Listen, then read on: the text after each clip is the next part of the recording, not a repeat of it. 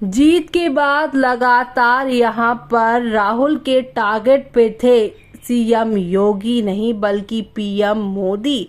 लेकिन अब पीएम मोदी ने भी यहां पर कांग्रेस को ले लिया है रडार पर। चुनावी आंकड़े टारगेट पर सिर्फ कांग्रेस राहुल पर पलटवार को उतरे पीएम मोदी अपने स्पीच से उन्होंने एक एक बात यहां पर की है साफ। जी हां, न सिर्फ राहुल गांधी बल्कि राजीव गांधी, सोनिया गांधी, इंदिरा गांधी, हर किसी के मुद्दे पर उन्होंने की है बात। जी हां, खबर विस्तार से जानने के लिए हमारे चैनल टीसी न्यूज चैनल को लाइक एंड सब्सक्राइब कीजिए। चलिए अब बताते हैं खबर विस्तार से। सोमवार को कांग्रेस नेता और लोकसभा में प्रतिपक्ष के नेता राहुल गांधी ने राष्ट्रपति के अभिभाषण में चर्चा के दौरान बीजेपी को जमकर घेरा था। ऐसे में मंगलवार को प्रधानमंत्री नरेंद्र मोदी को उसका जवाब देना था। देशवासी मंगलवार को सुबह से ही पीएम मोदी का स्पीच सुनने के लिए बेकरार थे, क्योंकि पीएम मोदी लोकसभा में जब बोलते हैं तो कांग्रेस और विपक्ष को कुंडली खोल कर रख देते हैं।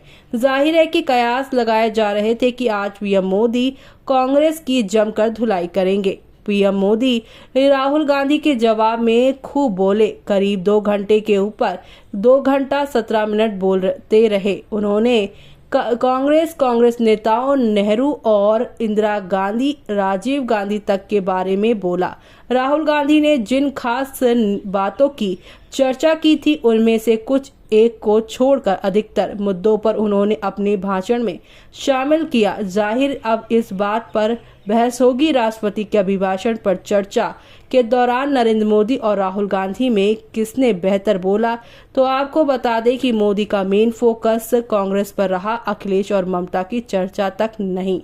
पीएम नरेंद्र मोदी ने यहां आज पूरी स्पीच के दौरान राहुल गांधी और कांग्रेस पार्टी को ही टारगेट पर रखा, जबकि कल से ही उन पर टारगेट करने वालों में तृणमूल कांग्रेस और समाजवादी पार्टी के नेता भी शामिल थे। पर पीएम मोदी का फोकस कहीं और नहीं था। उन्होंने नेहरू, इंदिरा गांधी, यहां तक कि राजीव गांधी की भी चर्चा की। मोदी की कोशिश ये साबित करने पर रही कि कांग्रेस अपने सहयोगी दलों के लिए परजीवी की तरह है। शायद उन्हें लगता है कि उनकी स्पीच से समाजवादी पार्टी और तृणमूल कांग्रेस आदि कांग्रेस से सजग होगी। तो वहीं मोदी ने कहा, मुझे नहीं पता है कि कांग्रेस के जो साथी दल हैं उन्होंने इस चुनाव का विश्लेषण किया है भी कि नहीं किया है।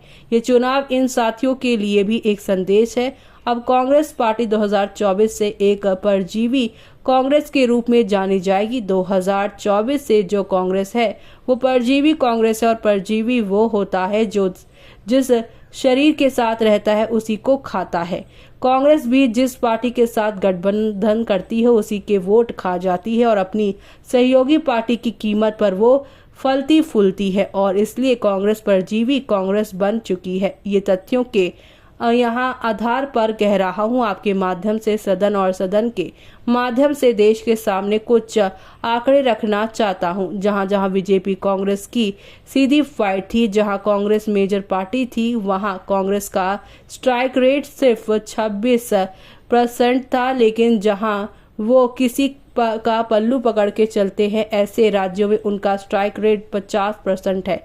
कांग्रेस की 99 सीटों में से ज्यादातर सीटें उनके सहयोगियों ने जिताया है, और इसलिए कह रहा हूं कि परजीवी कांग्रेस है। 16 राज्यों में कांग्रेस जहां अकेले लड़ी वोट शेयर गिरा चुका है।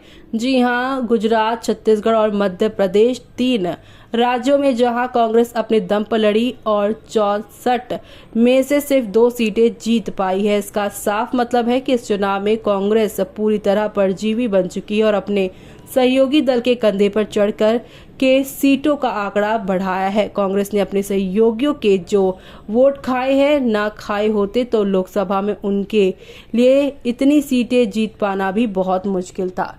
जी हाँ, ऐसे में आपका क्या कहना है कमेंट बॉक्स में हमें कमेंट करके बताना ना भूलें।